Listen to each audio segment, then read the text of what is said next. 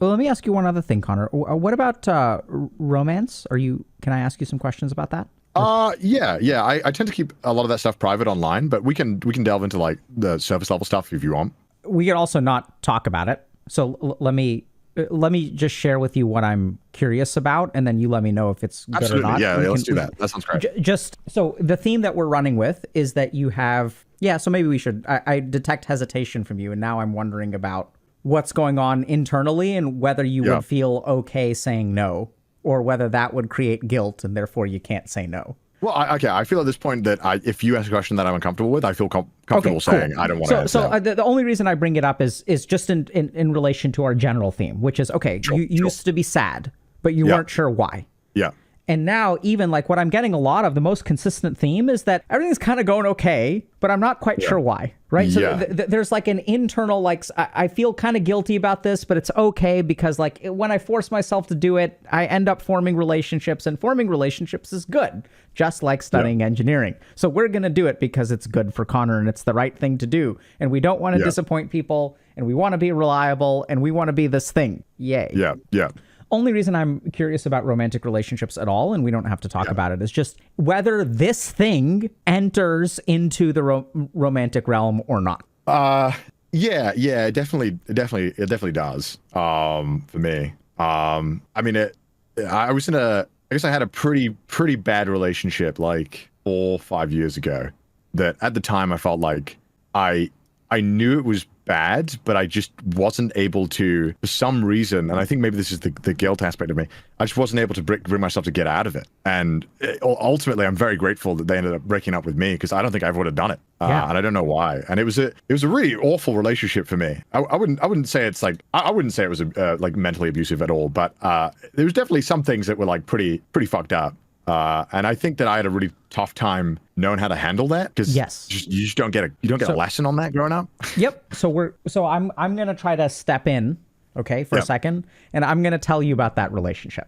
We're not even gonna ask you about it. So, and I could be completely wrong because I have no fucking idea, right? Yeah. So let's just talk about generically people who are maybe a little bit like you, who may wind up in relationships like this. Not really frankly abusive, because if it was frankly abusive, you would have left. Right? Yeah. Like you say, hey, this is objectively bad. Therefore, I'm going to leave. But sometimes when we live our life, so let me think about how to say this. When we live our life in a way that actions are the way that we fix emotions, we can end up ping-ponging back and forth within a relationship. So if I break up with them, then that will evoke guilt, and I didn't do my part, or I did some of my part, right? But like, I could have done more. This is me giving up, and I don't want to be someone who's a giver-upper. And so then you're like, okay, I'm not going to break up. But then in the relationship, certain things happen that make you feel bad. And then maybe you feel guilty for feeling bad because it's not their fault, and you want to give them the benefit of the doubt, and maybe you give them the benefit of the doubt. So then you're like, okay, I want to stay in this relationship, but it hurts to stay in the relationship. And maybe even like college, you're a little bit, like you're a little bit sad, even though you shouldn't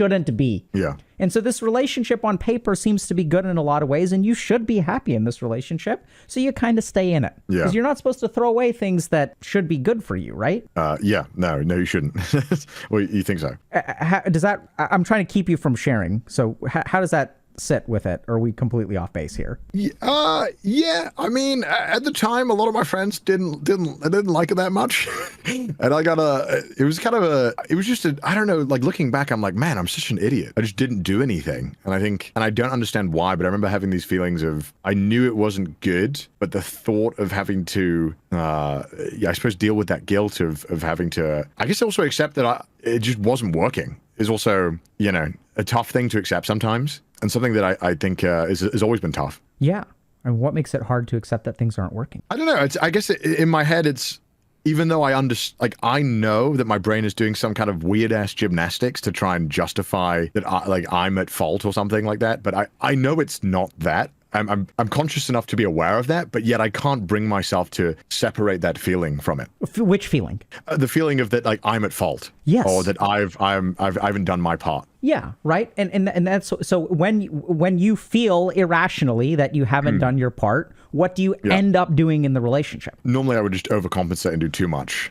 Absolutely. Was the problem. What you end up doing is more. Yeah. Right? Because if you can do more, what does it do to the feeling in here? It feels like I can make that feeling go away. Absolutely. I can fix it. This relationship is not working. And I can fix her. That's the meme. Right? I was definitely guilty of that. I was definitely guilty of the I can fix her meme.